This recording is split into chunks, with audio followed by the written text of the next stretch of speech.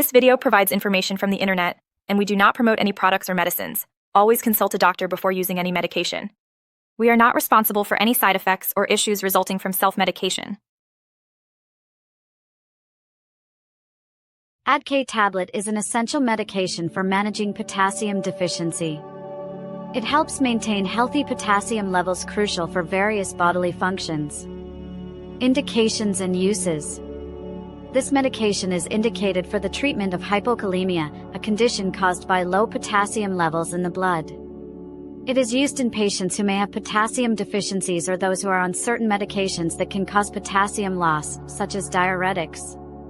It is a vital option when dietary intake of potassium-rich foods or adjustments in diuretic dosages are ineffective. How it works.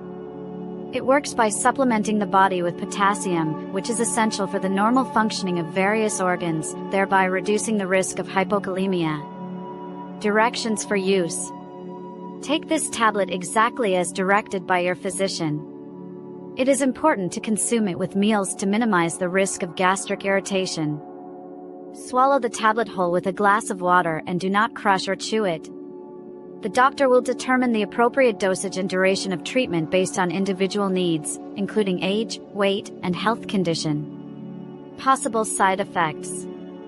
Common side effects can include nausea, vomiting, stomach pain, bloating, and diarrhea. If severe symptoms arise, such as intense vomiting or bloody stools, seek medical assistance immediately.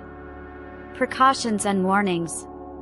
Patients should consult their healthcare provider before using this medication, especially if they have liver or kidney issues, are pregnant, or breastfeeding.